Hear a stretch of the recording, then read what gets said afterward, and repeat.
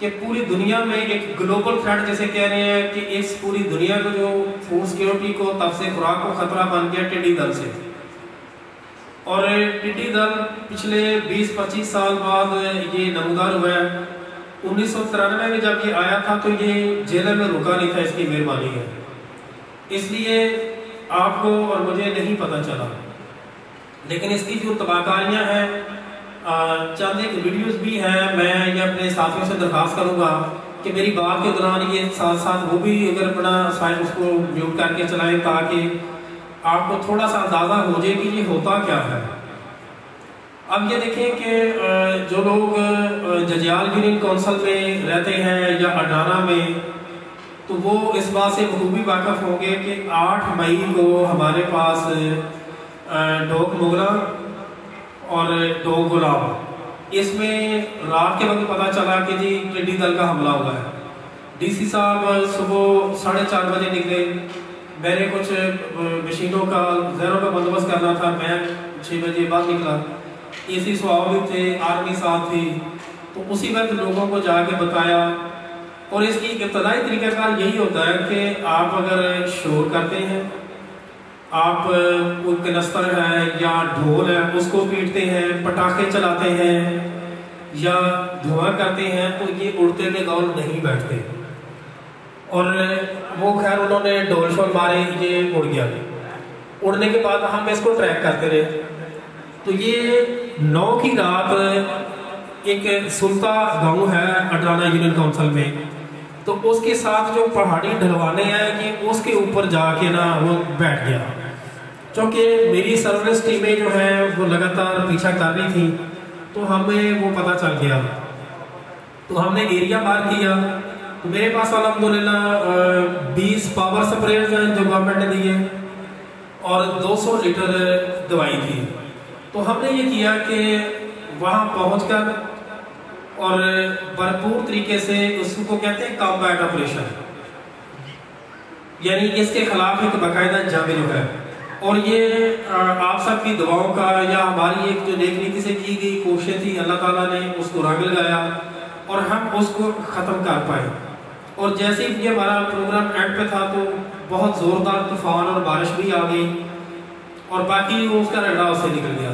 और इस तरह अल्हम्दुलिल्लाह उस वक्त तो हमारे जो ज़िले से ये खतरा टल गया। लेकिन हमारे गिरदोनवा की अगर बात करें तो खुशाब में इसका बहुत ज़्यादा अटैक रहा और चकवाल में भी रहा, अटक में। इस वक्त भी मैं अगर बात करूं तो अटक के पार जो इनका है डिस्ट्रिक्ट ग्रैस सिंध के पार खैबर पख्तूनख्वा, वहाँ पे इस वक्त हमला है। और वो लोग, उनके पास भी बड़ी जदीद मशीनें और गाड़ियाँ मौजूद हैं और बड़ी ही वो जामशानी से हमारे KPK वाले जो भाई हैं, महकमा ज़राअत के, रेवेन्यू के, आर्मी के, लाइफ स्टॉक के, वो सारे मिल के उस पर काम कर रहे हैं। तो उम्मीद करता हूँ वो नहीं आएगा। लेकिन इस वक्त जो पूरी दुनिया से इसके मुख्तलिफ गौल जो निकल रहे हैं, बरास्ता ईरान, वो हमारे बलूचिस्तान, सिंध, सेंट्रल पंजाब, सॉरी जनूबी पंजाब, सेंट्रल पंजाब, और ये यहाँ तक भी आ सकते हैं। और जो लेटर जारी किया गया government of Punjab senior member board of revenue की तरफ से कि पहले जो हमले हुए ये इस वक्त 100 गुना बड़ा हमला मुतवक्की है। अब देखिए, जबकि हमारी खरीफ क्रॉप्स, हमारी खरीफ फसलात यहाँ पे क्योंकि थोड़ी कम लगती हैं लेकिन बेहतर लगती हैं, चारे भी अपना लगते हैं, तिल भी लगेगा, कुछ दालें भी लगेंगी, और इसी तरह कुछ एरियाज में वो सब्जियात भी अपना लगती हैं। तो अगर हम ये देखते हैं कि पैगाम भी मौजूद है, अल्लाह ना करे आता है और हम इसको पहचान नहीं पाते, सिर्फ बड़ा महकमा जिसमें 100-150 लोग होंगे उन पे छोड़ देते हैं, तो ये तकरीबन ये कह लें कि 8 लाख और 8.5 लाख से ज़्यादा जो एकड़ का टोटल ये ज़िला बनता है। तो ये 100-150 बंदे के पास की बात नहीं थी। तो चुनाचे गवर्नमेंट ने ये किया कि जो हमारी सिविल सोसाइटी, यानी कि हमारे आप जो मोहतरम काश्तकारान हैं, आपको इस नेक काम में शामिल कर दिया जाए। और इसी हवाले से आज का ये प्रोग्राम रखा गया ताकि वो लोग जिनके एंड्रॉयड सेट्स पे रजिस्टर किया गया 544 रेवेन्यू के विलेजेस हैं और उन विलेजेस में ये किया गया कि महकमा ज़राअत का नुमाइंदा, पटवारी और उसके साथ नंबरदार, आगे उनके साथ 2 ज़मींदार जो हैं जिनके पास एंड्रॉयड फ़ोन है, ये टच स्क्रीन वाले, और वो व्हाट्सएप का इस्तेमाल करते हैं।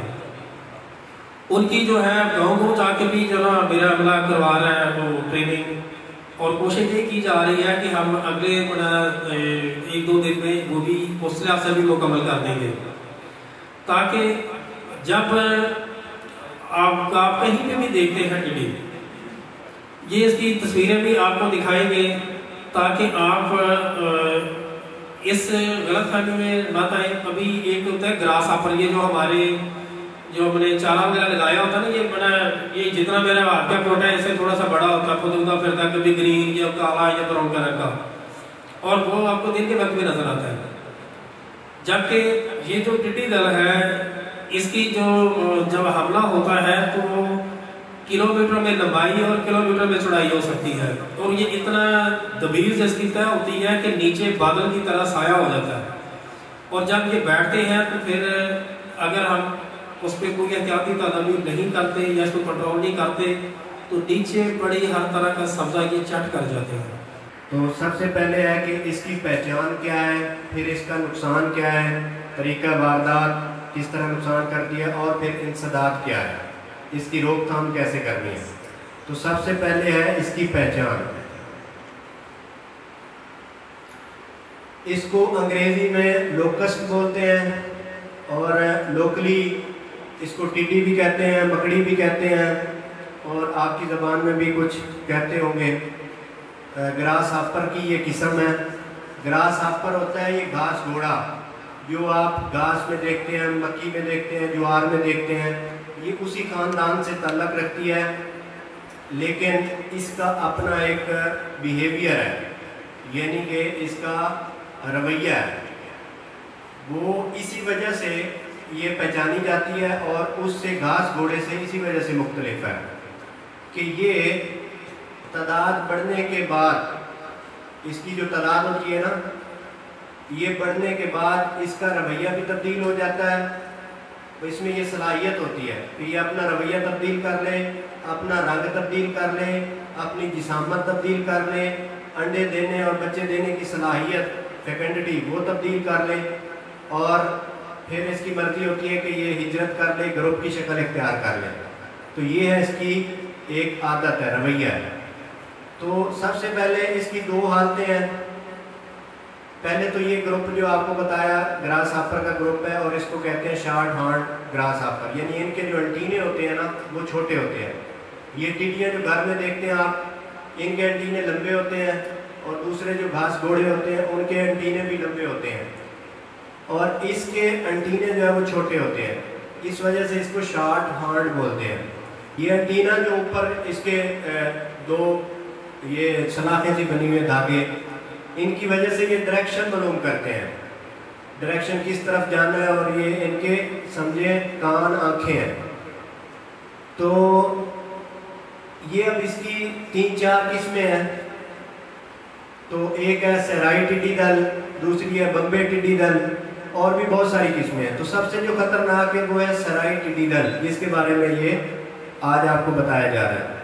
तो ये सहराई टिड्डी दल की फिर 2 हालतें होती हैं, 2 हालतों में ये ज़िंदगी गुजारती है। पहली है इनफरादी हालत। इनफरादी हालत में ये इतनी नुकसानदेह नहीं होती।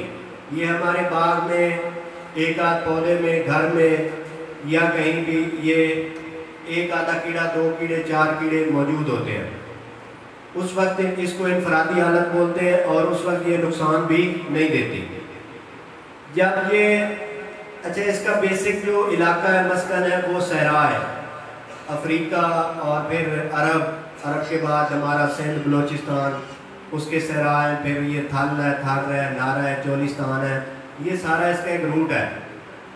तो ये उधर जब इनफरादी हालत में होती है तो किसी तरह इसकी तादाद थोड़ी सी बढ़ती है, मौसम सही होता है तो इसकी तादाद बढ़ जाती है।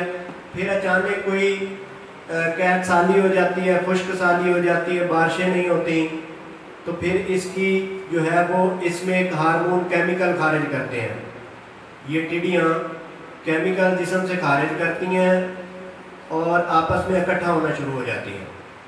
उस वक्त इसकी तब्दीली की हालत होती है कि इनफरादी हालत से ये इज्तमाही हालत की फॉर्म में आ जाती है। इनफरादी हालत में ये नुकसानदेह नहीं होती और ये ऐसा ऐसा अपने सिग्नल जो है वो खारिज करके तो इनफरादी हालत में अपना झुंड जो है वो बनाना शुरू कर देती है, इसलिए इसको दल बोलते हैं। तो यहाँ से इसकी इब्तदा होती है दल की शक्ल में। हाँ जी, तो अंडे पीले भूरे रंग के और गर्म और गीली मिट्टी के नीचे, मिट्टी तो लिखा हुआ है लेकिन ये ज़्यादातर रेत होती है, गीली रेत जो होती है इसमें ये अंडे देना पसंद करती है। और अगर खुश्की हो, खुश्क और गर्म रेत को भी ये पसंद नहीं करती। उसके बाद इसके बच्चे निकलते हैं।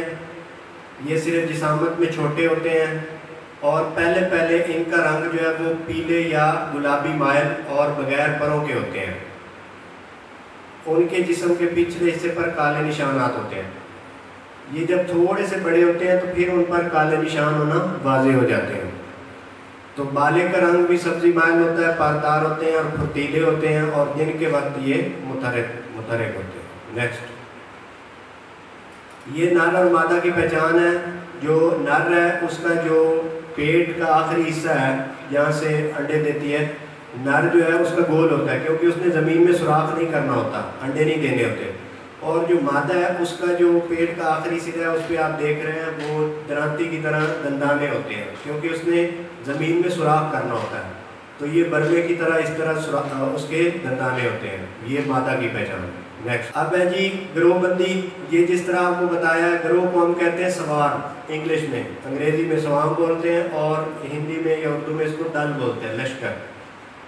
और इसके जो बच्चे होते हैं उसका जो ग्रुप होता है पहले उसको हम बैंड कहते हैं, बैंड या झुंड।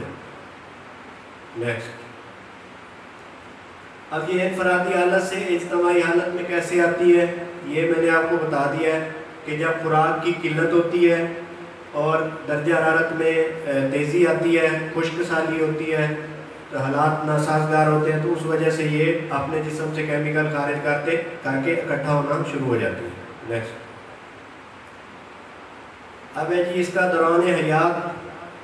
तो एक मादा अपनी ज़िंदगी में 6 से 10 दिन के वक्फे से अंडे दे सकती है। तकरीबन इसकी जो कैपेसिटी होती है अंडे देने की वो है 4 से 11 फलियों की शक्ल में, 4 से 11 फलियों की शक्ल में अंडे देती है और एक फली में 50, कम से कम 50 और ज़्यादा से ज़्यादा 120 अंडे होते हैं। तो आम तौर पे तकरीबन ऑन एन एवरेज 80 अंडे होते हैं एक फली में। तो मैक्सिमम ये 400 से 1100 तक 1200 तक अंडे देती है और अगर एवरेज देखें तो तकरीबन 800 या 600 अंडे देती है। इसके अलावा साजगार हालात हों तो ये 20 से 40 दिनों में अंडों से बच्चे निकल आते हैं। अब ये टेम्परेचर पे, दर्जा हरारत पे डिपेंड करता है कि गर्मी होगी, हवा में नमी होगी, जिस तरह आजकल है हॉट एंड ह्यूमिड, गर्म मरतूब आब हवा में जो है बच्चे जल्दी निकलते हैं। अगर सर्दी होगी तो फिर ये बहुत दिनों के बाद निकलते हैं। यानी कि आप देखें कि गर्मियों में 7 से 12 दिन के अंदर अंडों से बच्चे निकल आते हैं और सर्दियों में ये 1 महीना या सवा महीने तक, 2 महीने तक भी लेट हो जाती है अंडों से बच्चे निकलने के लिए। तो ये टोटली दर्जा हरारत पे मुनसर है। इसका टोटल जो दौरान हयात है वो है 2 महीने से लेकर 6 महीने तक, 2 महीने से लेकर 6 महीने तक। तो अगर आप देखें टेम्परेचर जो गर्मी इसको मिलती है सारा साल, इसने हिजरत करनी है ना, मतलब जिधर सर्दी होगी उधर से हिजरत करके गर्मी वाले मौसम में चली जाएगी। तो अगर ये सारा साल गर्मी वाले मौसम में रहती है तो फिर ये 2 महीने एक नस्ल को लग जाते हैं, तो साल में कितनी नस्लें होंगी इसकी? 6 नस्लें हो जाएंगी। और अगर सर्दी वाले इलाके में रहती है तो फिर 6 महीने तक उसकी एक जनरेशन चलती है, एक नस्ल चलती है, तो साल में फिर इसकी 2 जनरेशन होगी, 2 नस्लें होगी अगर सर्द इलाका है। तो ये टोटली दर्जा हरारत पे डिपेंड करता है। नेक्स्ट, ये देखिए दर्जा हरारत के हिसाब से इसका दौरान हयात बताया गया है। तो टोटल मैंने आपको बताया कि ये 2 महीने से लेकर 6 महीने तक इसका पूरा साइकिल मुकम्मल होता है। अब उसमें हफ्तों से लेकर महीनों तक एक एक स्टेज की। इसकी पहले मैं आपको बताता चलूँ कि आम जो कीड़ा होता है उसकी 4 हालतें होती हैं। पहले बालिग होता है, बालिग जो है वो अंडे देता है, अंडों से फिर बच्चा निकलता है जिस बच्चे को सुंडी कहते हैं, सुंडी या लार्वा। जिस तरह मच्छर है या मक्खी है, इनका लार्वा होता है। तो लार्वे के बाद बनता है प्यूपा। प्यूपा जो है वो खाना पीना बंद कर देता है और उसके बाद प्यूपे के बाद बनता है बालिग। अब उसमें 4 हालतें होती हैं और अंडे से जो सुंडी निकलती है वो बालिग से बिल्कुल मुख्तलिफ होती है। सुंडी आपने देखी है अमरूद में, जो जिस तरह सुंडी होती है, कीड़े होते हैं, ये 4 हालतें होती हैं आम कीड़ों की। लेकिन ये जो है इसकी 3 हालतें हैं।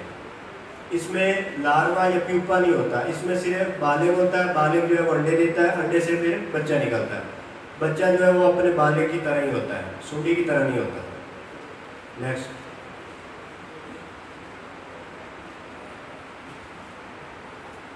अच्छा, जिस तरह आपको बताया कि ये नुकसान अलहदा या इनफरादी हालत में नुकसान नहीं देता। उस वक्त ये हमारे बाग में, हमारे खेत में रहता है तो उस वक्त ये इतना ज़्यादा नुकसान नहीं देता। जब ये लश्कर या दल की शक्ल इख्तियार करता है तो उस वक्त ये फिर हमारी फसलों को उजाड़ना शुरू कर देता है। नेक्स्ट, इसके अफजैश के मौसम है जी, पहला फरवरी था, जून का मौसम जो है इसको हम स्प्रिंग ब्रीडिंग कहते हैं और ये ज़्यादातर बलूचिस्तान में होती है। इसके बाद है जून का सितंबर, ये ज़्यादातर सिंध और पंजाब में पाई जाती है। इसके अलावा आजकल जो समर ब्रीडिंग है, वो ये इंडिया और पाकिस्तान का जो बॉर्डर है उस पे राजस्थान का एरिया, उधर जाके ये आजकल अंडे दे रही है। नेक्स्ट,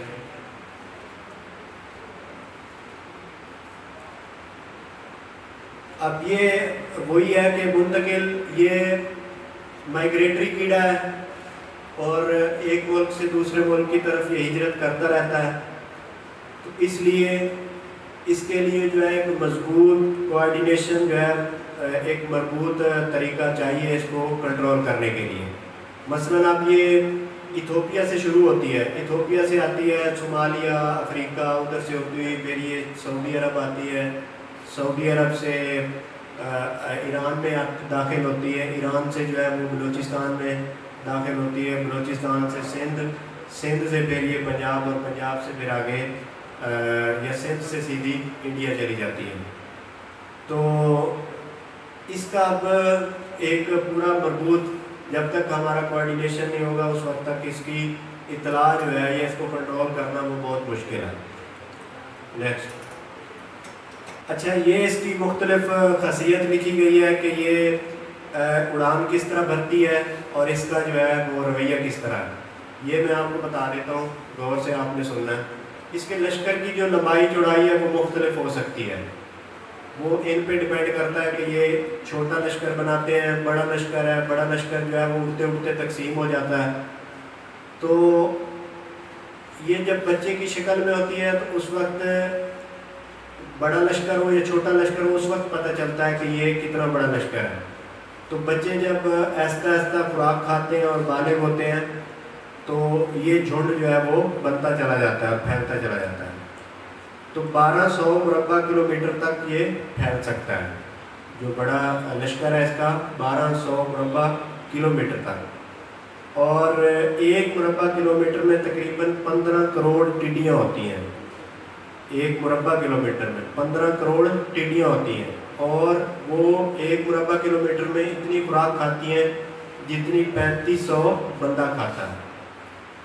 ठीक है, नेक्स्ट,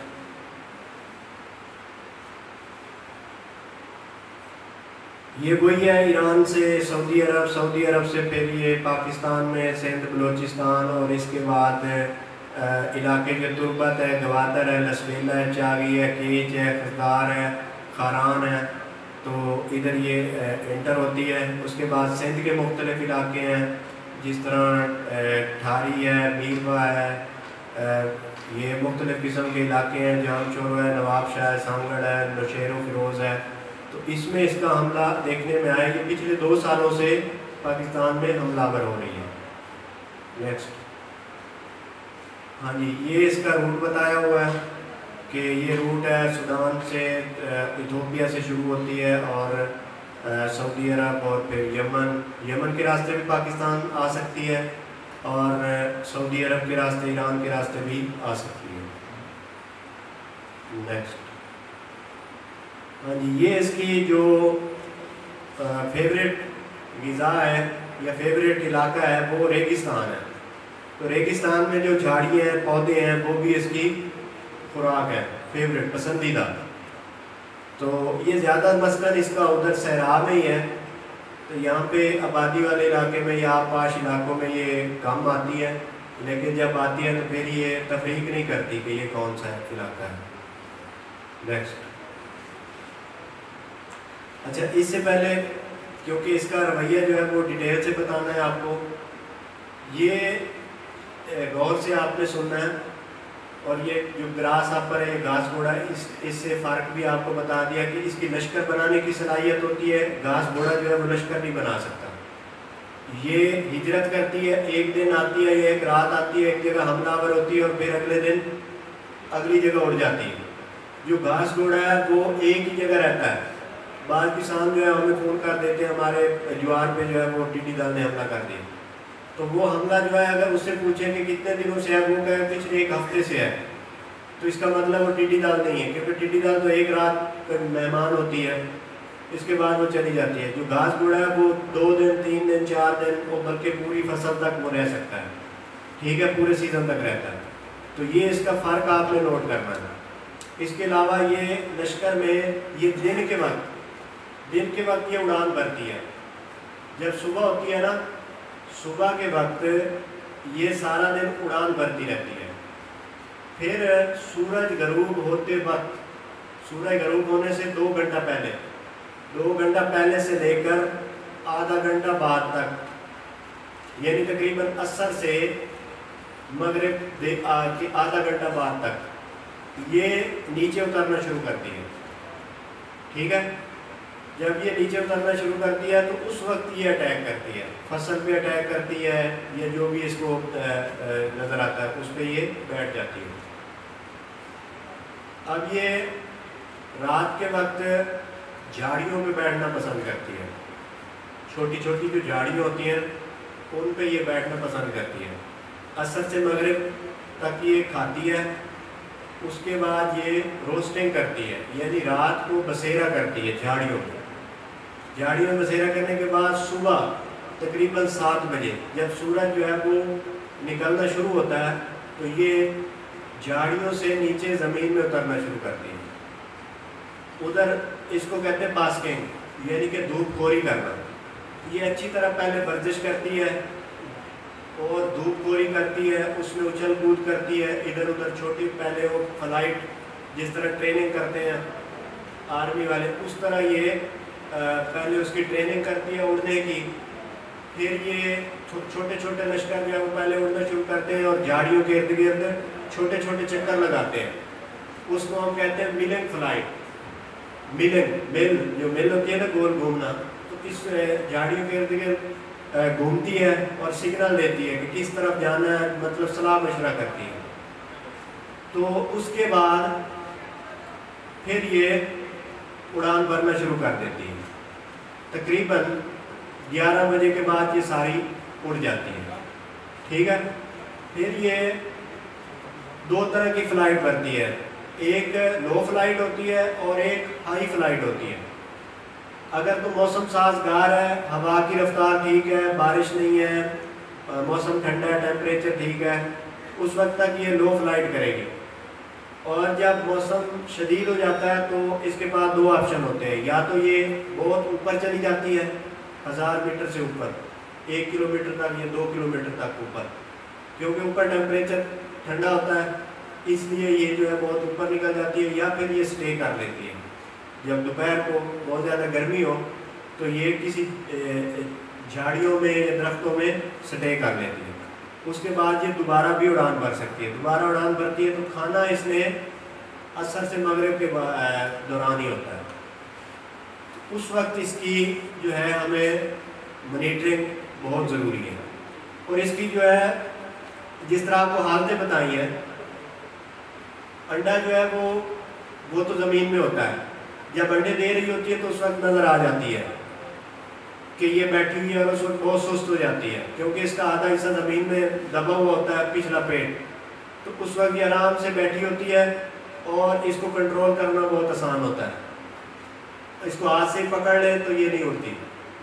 तो उस वक्त इसको ये जो टहनियाँ झाड़ियों की टहनियाँ होती हैं या रोटावेटर है या कोई भी तरीका है, उससे इसको मारा जा सकता है।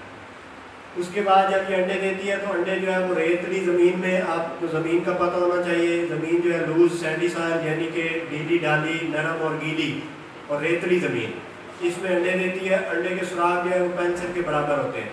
पेंसिल जिस तरह रेत में दबा के निकाल लेते हैं ना तो सुराख रह जाता है, इसी तरह इसके सुराख आपको नज़र आएंगे, वो देखने हैं। उसके बाद उनको खोद के देखना है। थोड़ा सा खोद के देखेंगे तो अंदर चावल की तरह अंडे निकलेंगे। तो उस वक्त अंडों को जो है हल चला के रोटावेट करके उसको हम धूप में वाजे कर सकते हैं। धूप जब उनको लगती है तो वो डेड हो जाते हैं या परिंदे जो है उनको खा पी जाते हैं। तो इसके बाद जब बच्चे निकलते हैं तो बच्चे पहले पीले होते हैं। पीले होने के बाद वो, क्योंकि उनके पार नहीं होते, वो आहिस्ता आहिस्ता रेंगना शुरू करते हैं और साइडों की तरफ जाते हैं दूर। मतलब कोई फसल वगैरह होगी तो उसकी तरफ जाएंगे, झाड़ियों की तरफ जाएंगे। आप उनके गिर्द 2 फुट बाई 3 फुट यानी कि 2 फुट चौड़ी और 3 फुट तकरीबन गहरी ये नाली खोद के, जो इलाका है उसका 1 एकड़ 2 एकड़ 3 एकड़ जितना भी इलाका है, उसके गिर्द आप नाली खोद के तो इनको उस नाली में इकट्ठा कर सकते हैं। उसके बाद जब ये नाली में इकट्ठा होते हैं तो उसको पानी से या स्प्रे से बासानी तलफ किया जा सकता है। तो जब ये बालिग हो गई और उड़ जाती है तो फिर हमें जो है कम्बैट ऑपरेशन करना पड़ता है पूरी भारी नफरी और मशीनरी के साथ। ये देखें, ये है जी इसका इंसदाद। पहला जो है वो मैकेनिकल तरीका, मैकेनिकल कंट्रोल है। जिस तरह आपको बताया ये रोटावेट करते हैं उसके अंडों बच्चों को, मैकेनिकल होता है, हाथ का इस्तेमाल या औजार का इस्तेमाल, मशीनरी का इस्तेमाल। तो ये पहले उसको ख़त्म किया जा सकता है। उसके बाद अगर ये कहीं बैठती है तो टीन, ड्रम, डब्बे, पटाखे ये चला के इसको फर्जी तौर पे अपनी फसल से भगाया जा सकता है या बैठने से रोका जा सकता है। नेक्स्ट ये है जी बेटिंग, धूड़ा करना। तो इसमें ये बहुत पुराना तरीका है और ये बहुत कम हो गया है। इसमें हम गंदम के चोकर में जो पेस्टिसाइड है वो मिला के धूड़ा करते हैं। तो ये जब खाती है उसको, गंदम के चोकर को, ये जिस फसल पे बैठी होगी उसको खाएगी तो वो जहर इसके पेट में जाएगा और ये मर जाएगी। तो ये एक ख़तरनाक तरीका है, क्योंकि वो जो धूड़ा है उससे फिर हमारे मवेशी वगैरह या जानवर या दूसरे परिंदे वगैरह मर जाते हैं। नेक्स्ट अब है जी नेस्टिंग। वो जो बेटिंग था, तमा, बेटिंग बोलते हैं तमे को, जो उसकी गंदम के चोकर में मिला के। अब ये है धूड़ा। ये आपने चाक या रेत या कोई भी चीज़ है उसमें मिला के पेस्टिसाइड करनी है। तो ये भी एक तरीका है बच्चों को कंट्रोल करने का। जो बच्चे हैं वो इस तरीके से बाले भी कंट्रोल हो जाते हैं और बच्चे भी कंट्रोल हो जाते हैं। नेक्स्ट अब है जी स्प्रे। स्प्रे जो है ये 2 तरह की होती है। एक यूएलवी स्प्रे है, अल्ट्रा लो वॉल्यूम, यानी कि उसमें डायरेक्ट स्प्रे करना है, उसमें पानी मिक्स नहीं करना। और दूसरा होती है पानी पर मबनी स्प्रे, पानी में हल करके। नेक्स्ट ये जो पानी पर मबनी स्प्रे होता है ये इसकी डोज जो है वो मुख्तलिफ पेस्टिसाइड की मुख्तलिफ है, ज़्यादातर लैम्डासाइलोथ्रीन जो कराटे और गाओनाम के नाम से रजिस्टर्ड है वो इस्तेमाल होती है। और उसके लिए जो मशीनरी है वो ये आपको पता है जो नैपसैक स्प्रेयर है आम जो ज़मींदार इस्तेमाल करते हैं ये भी इस्तेमाल हो सकती है। इसके अलावा ये पावर स्प्रेयर इस्तेमाल हो सकती है जो चार्जेबल है या पेट्रोल से चलने वाली। ये जो पावर मिस्ट स्प्रेयर है ये पेट्रोल से चलती है, 15 लीटर की टैंकी है इसकी। नेक्स्ट, ये अल्ट्रा लो वॉल्यूम जो है ये ज़्यादातर खाली जगह पे होता है या सहरा में होता है और जहाज़ के ज़रिए होता है। इसके लिए अल्ट्रा लो वॉल्यूम स्प्रेयर चाहिए, यानी जो अल्ट्रा लो वॉल्यूम है उसकी जो स्प्रे मशीन है वो अलग होती है। सही है, वो स्प्रे मशीन हाथ वाली भी हो सकती है, गाड़ी पे राकेब करने वाली भी हो सकती है, ट्रैक्टर माउंटेड या एरियल माउंटेड जहाज पे फिट होने वाली, या जो है वो हाथ से चलने वाली हैंड हेल्ड। तो ये मुख्तलिफ किस्म की अल्ट्रा लो वॉल्यूम स्प्रेयर होती है, उसमें डायरेक्ट जो बोतल है वो फिट करके स्प्रे करते हैं। लेकिन ये बहुत एहतियात की ज़रूरत होती है, आबादी वाले इलाके में या फसलों पर अल्ट्रा लो वॉल्यूम स्प्रे नहीं करते। नेक्स्ट, ये वही है जी अल्ट्रा लो वॉल्यूम है, तो इससे जो है वो ज़्यादा एरिया कवर होता है और इसकी एफिशिएंसी भी ज़्यादा है, यानी कि कंट्रोल जो है वो ज़्यादा होता है। और इसकी जो रेंज है वो आधे लीटर से लेकर 1 लीटर तक होती है जो हैंड हेल्ड मशीन है, और बाकी एरियल है और उनमें ज़्यादा कैपेसिटी होती है। नेक्स्ट, ये है जी 3 तरह है ऑपरेटर है, यानी पोर्टेबल स्प्रेयर होते हैं जो एक जगह से दूसरी जगह अपनी मर्जी से ले जा सकते हैं। दूसरी 4 व्हील ड्राइव गाड़ी पर रख कर करते हैं, और फिर हवाई जहाज या हेलीकॉप्टर पर भी स्प्रे किया जा सकता है जी। नेक्स्ट, हाँ जी, जहर का इंतखाब है तो उनकी जो कीड़े मार दवा का इंतखाब करते वक्त इन खसूसियात पर तवज्जो देनी चाहिए कि उसकी अफादियत कितनी है, मतलब वो कंट्रोल कितने % करती है।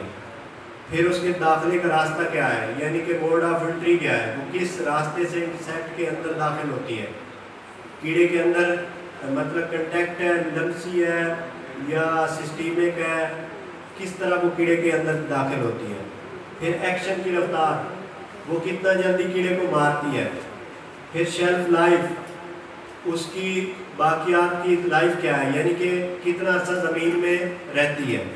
नेक्स्ट, बारिश, इस सूरत में स्प्रे नहीं करना। अगर बारिश शुरू हो जाती है, तूफान है, तो उस वक्त स्प्रे आपने रोक देना। नेक्स्ट, ये इसको कंट्रोल करने के लिए कुदरती शिकारी कीड़े हैं जिसमें झींगर है, परिंदे हैं और बीटल वगैरह इसके अंडों को खाते हैं, अंडों को और बच्चों को खा जाते हैं। नेक्स्ट, शुक्रिया जी, कोई सवाल हो तो आप पूछ सकते हैं। जब यहाँ पे आप इंस्टॉल कर लेंगे ना तो वो आपसे फिर आपका नंबर मांगेगा, तो आपने इसमें अपना नंबर ऐड कर देना है। तो जब आप नंबर ऐड कर देंगे उसके बाद फिर आगे ये एक राइट साइड पे लिस्ट है कि उसमें पूछेगा जी कि आप सरकारी अफसर हैं, आप पटवारी हैं, आप जिम्मेदार हैं या कोई दीगर। तो आप अगर महकमा रेवेन्यू से हैं, ऑफिसर कैटेगरी में है तो ऑफिसर लिख देंगे, अगर पटवारी है तो पटवारी का वहाँ उस पर मेंशन है, और अगर आप काश्तकार हैं तो वो लिखा उर्दू में लिखा हुआ आएगा। आप उसको जब सेलेक्ट करेंगे तो फिर ये है कि आप उसमें असल में रजिस्टर्ड हो गए, आप और आपका जो है वो मोबाइल नंबर है।